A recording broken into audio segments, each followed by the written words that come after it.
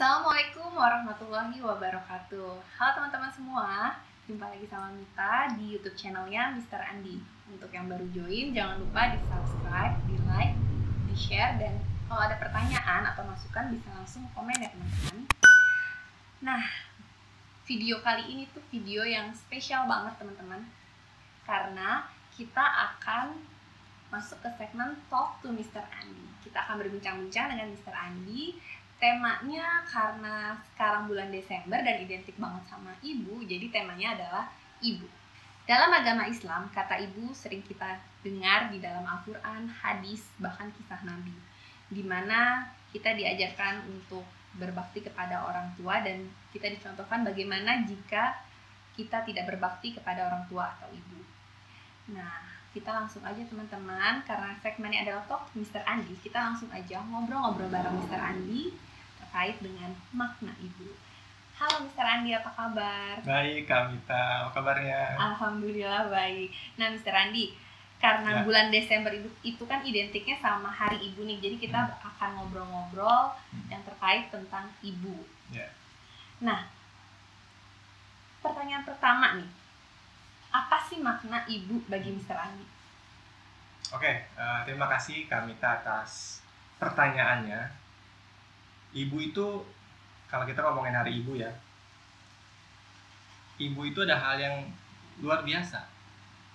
Bagi saya, kalau ditanya makna ibu, mungkin ada 3 hal yang bisa saya jelaskan. Yang pertama adalah, ibu itu adalah sosok yang bisa diandalkan. Kenapa bisa diandalkan? Karena ketika kita ada masalah, saya dulu kalau ada masalah pasti datangnya ke ibu.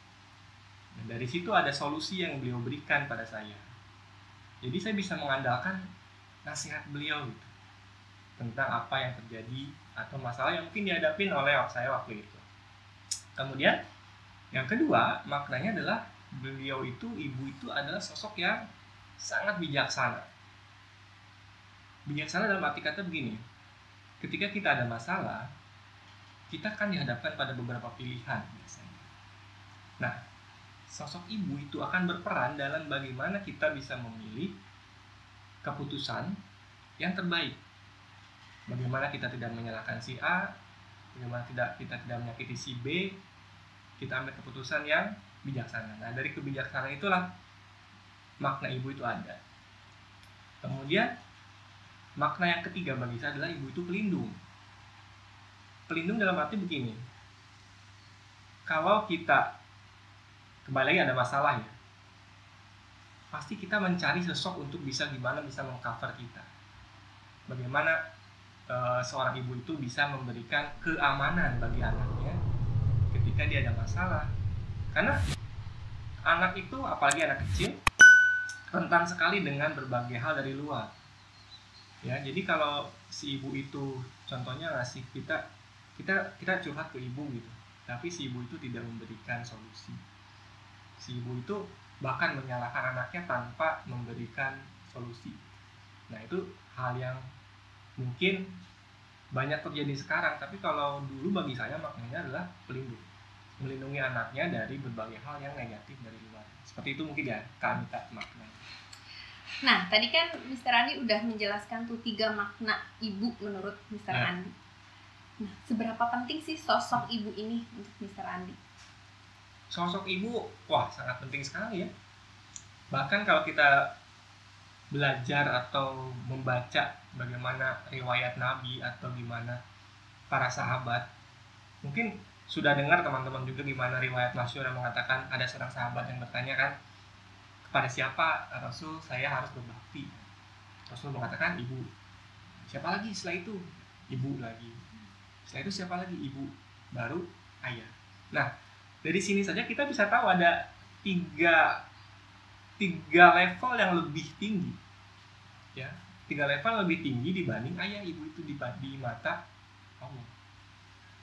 Begitu dimuliakan, karena kalau kita ngomong saja, banyak kan level terendah dari pembicaraan itu paling kan cuma aduh gitu kan, hanya reaksi spontan.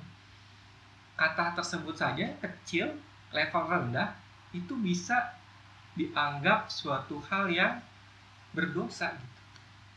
jika itu diucapkan seorang anak pada ibunya.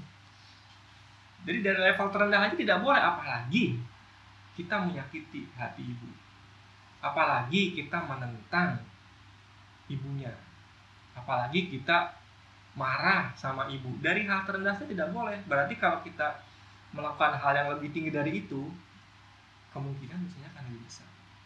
Ya, karena ibu itu adalah pembentuk karakter anak. Kenapa itu penting? Sangat penting, karena dari tadi yang makna, kemudian sekarang kenapa penting? Karena itu karakter itu terbentuk oleh seorang anak itu dari gimana dia berinteraksi dengan ibunya terutama. Jadi ada porsi ayah, porsi ibu, tapi porsi ibu itu adalah menurut saya lebih besar. Kenapa? Karena itu tadi Nabi aja sudah mengajarkan gitu. Kalau kita ngikutin ajaran agama ya memang itu dari Nabi dulu, Nabi ajarkan ibu baru ayah, berarti memang ibu itu sangat penting bagi terbentuknya karakter atau tindakan anak pada nanti ketika besar, seperti itu. Ini menyambung tadi ya, bahwa dalam kisah ada ibu disebutkan 3 kali baru ayah. Gimana kondisinya kalau ini terjadi pada laki-laki, dia sudah menikah, nah itu bagaimana? Kan dia sudah ada sosok nih, istri gitu. Nah itu bagaimana Mr. Andi? Menurut Mr. Andi? Nah ini masih berhubungan sebetulnya. Dalam suatu riwayat disebutkan bahwa kedudukan ibu itu lebih tinggi dari istri. Jadi laki-laki terutama, anak laki-laki itu mempunyai kewajiban untuk berbakti pada ibunya lebih daripada anak perempuannya. Jadi ketika seorang anak laki-laki itu, walaupun dia sudah menikah, levelingnya harus tahu bahwa level ibu itu lebih tinggi dari istrinya. Jadi setiap ada kejadian atau ada persoalan, yang harus dilihat itu prioritas tinggi rendahnya dulu. Siapa yang diprioritaskan? Berarti ibunya ya. Ibunya dulu diprioritaskan, baru istrinya. Tapi dengan cara yang hanif, dengan cara yang baik gitu ya. Jadi semua itu harus dilakukan dengan cara yang baik, baik ke istrinya maupun ke ibunya. Tapi dalam konteks prioritas, ibu pasti lebih tinggi daripada istri. Seperti itu. Nah, ada nggak sih momen yang paling nggak bisa dilupain sama Mr. Andi bersama dengan sosok ibu? Wah, sebenarnya banyak ya. Tapi momen itu ada momen yang sederhana, ada momen yang begitu berkesan. Tapi semuanya berkesan. Momen sederhananya contohnya adalah ketika kita bicara ngobrol, biasanya kita habis isya itu sering ngobrol dulu di ruang tamu. Terus dari situ, karena saya anak paling kecil, biasanya saya tiduran di paha ibu saya. Momen kecil sebetulnya, tapi terkesan sampai sekarang karena efeknya luar biasa, besar sekali. Yang kedua, yang sederhana itu adalah disiapkannya sarapan. Dulu waktu saya kuliah di Purwokerto, pulang dari Purwokerto gitu, habis sholat subuh saya tidur lagi. Kalau saya bangun tuh sudah siap semuanya. Kadang mama itu sudah ngobrol sama saudaranya karena rumahnya dekat. Ngobrol, tapi it's always selalu disiapkan makanan, dan dia sudah selalu tahu apa kesukaan saya, yaitu telur ceplok pakai kecap. It's normal dan itu tapi berkesan gitu. Hal yang sederhana mungkin kalau wah itu biasa, tapi itu berkesan bagi kita, gimana kita menyikapi cinta pada orang tua, pada ibu, atau gimana nanti kita respect pada beliau. Seperti itu. Nah, ada nggak sih pesan ibu yang masih sangat Mr. Andi ingat sampai detik ini, walaupun ibunya tuh udah nggak ada? Oh, tadi saya lupa, ada satu hal yang berkesan ya, sebelum kata-kata ada satu yang lupa yang luar biasa, sampai sekarang pun masih terbayang gitu kejadiannya. Jadi bagaimana perhatian seorang ibu walaupun beliau tuh sedang sakit. Jadi teman-teman tahu kan kalau lebaran ya, kalau minta ya kita pasti beli baju baru ya, pasti gitu kan. Nah, memang dari beberapa tahun sebelumnya itu saya punya kebiasaan beli baju baru itu sendiri. Jadi ya, ibu tuh atau orang tua cuma ngasih uang, kita beli sendiri. Nah, itu tahun 2002, kejadian saya kayak hari biasa gini, normal. Saya pulang dari Purwokerto gitu kan, datang, terus ibu tuh pagi-pagi besoknya nanya pada saya, Andi sudah beli baju belum? Oh belum. Udah kasih uang nih buat beli. Mama nanti Andi berangkat, mama akan ke rumah sakit. check up karena beliau kan lagi agak sakit waktu itu, cuman biasa aja gitu, normal day, kita happy mau lebaran gitu kan. Udah saya berangkat, beliau juga check up, saya pulang tuh udah siang, habis zuhur lebih lah udah pulang, tapi keadaan rumah tuh sepi. Saya tuh berpikir apa masih di rumah sakit, belum pulang. Akhirnya ada yang bilang tuh bibi saya, di mama nggak bisa pulang karena di rumah sakit harus dirawat. Nah mulai itu agak berbeda perasaan. Cuman ya udah kita coba untuk lebih berpikir positif. Udah saya kesana, ternyata itu adalah momen dimana beliau tidak balik lagi ke rumah sampai beliau wafat di rumah sakit di tahun 2002 hari kedua Lebaran. Jadi pulang itu sudah bukan tidak bernyawa lagi ya. Jadi maksud saya di sini adalah kenapa berkesan, kenapa beliau begitu perhatian dalam keadaan sakit masih memperhatikan anaknya, belum beli baju lebaran. Nah itu hal yang menurut saya pengorbanan luar biasa, dan gimana beliau bisa menahan rasa sakitnya, mengesampingkan kesehatannya untuk lebih memilih anaknya. Seperti itu ya. Kemudian tadi yang pertanyaan yang selanjutnya, pesan yang paling menempel di kepala saya adalah dalam bahasa Inggris kita bisa bilang kayak gini.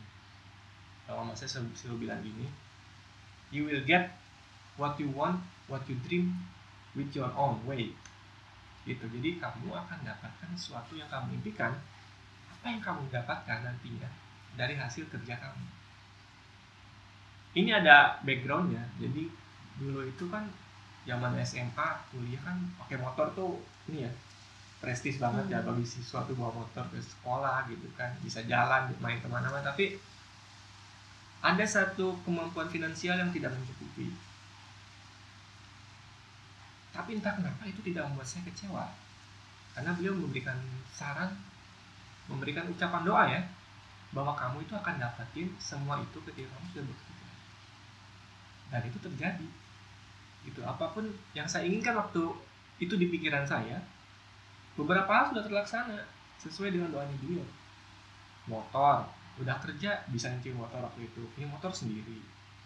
Pekerjaan, segalanya itu bisa didapat dengan doa dari ibu.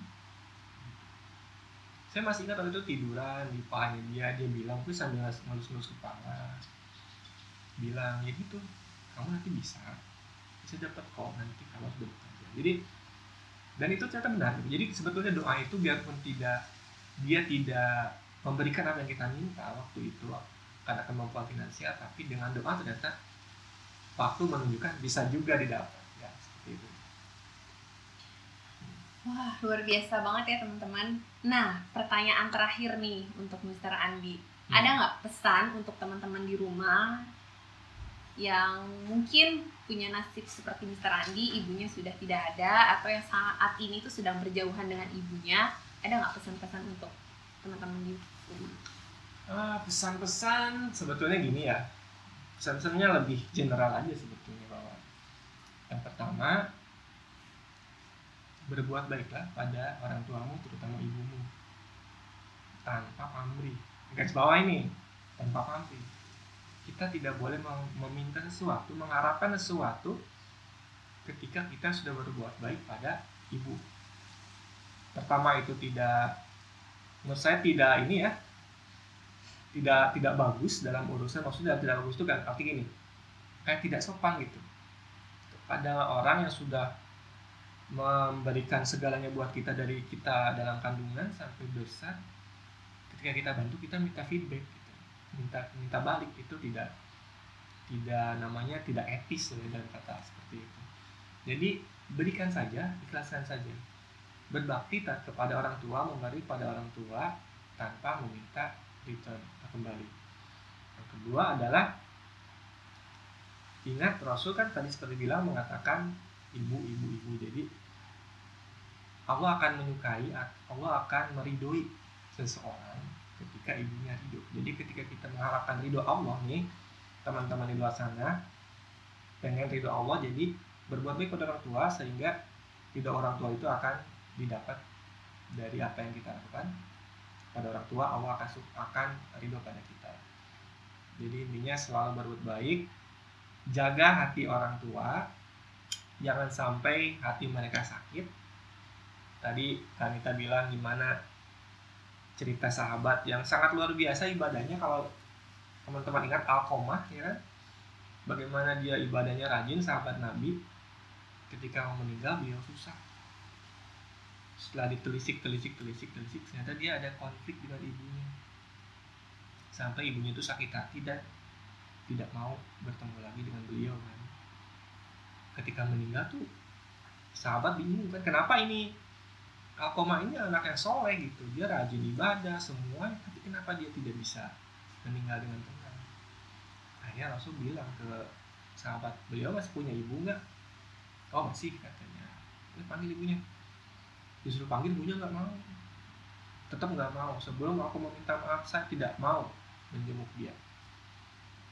Bolak-balik utusan Nabi, sampai Nabi bilang, ya udah kalau gitu saya datang ke ibunya. Ibunya kan nggak enak kan, datanglah dia menghadap Nabi. Nabi bilang gini, ibu, ini anak ibu ini sedang sakaratul maut, tapi belum bisa meninggal karena ada ganjalan dalam hati ibu. Jadi setelah saya pikirkan, kata Nabi, saya dan sahabat-sahabat Nabi akan membakar saja jenazah mayat, bukan mayat, itu belum meninggal, akan dibakar saja nih Alqomah ini karena dia kasihan gitu. Di situ ibunya sedih tuh, tidak tega anaknya mau dibakar. Akhirnya ibunya bilang, ya Rasul, saya maafkan anak saya dan saya ridho kepadanya. Akhirnya Alqomah bisa mengembuskan nafas yang terakhir dengan tenang dan meninggal. Jadi mungkin banyak hal, bukan hanya itu saja yang terjadi ya, tapi intinya jaga hati orang tua, terutama ibu, sehingga ridho Allah itu akan datang pada kita dan hidup kita akan lebih berkah. Seperti itu ya. Baik, terima kasih Mr. Andi. Nah teman-teman, banyak banget pelajaran yang bisa kita ambil pada kesempatan kali ini tentang bagaimana sih kita bersikap kepada ibu, orang tua kita. Dan banyak banget tadi Mr. Andi sudah memberikan kisah-kisahnya yang semoga bisa menginspirasi teman-teman di rumah.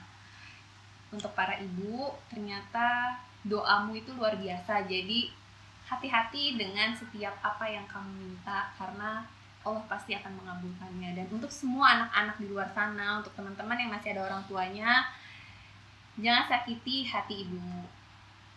Itu aja sih pesannya. Semoga kita semua bisa menjadi anak-anak yang berbakti kepada kedua orang tua, khususnya kepada ibu. Dan selamat hari ibu ya, untuk selamat hari ibu untuk semua ibu yang luar biasa yang ada di dunia ini. Untuk semua ibu dan juga calon ibu. Oke, sampai di sini dulu Talk to Mr. Andinya dengan tema ibu. Semoga bisa bermanfaat buat teman-teman di rumah. Jangan lupa untuk subscribe, untuk like, share, dan juga komen ya teman-teman. Dan jangan lupa juga nih satu lagi, follow IG kita berdua. Sampai jumpa lagi teman-teman. Dah. Assalamualaikum.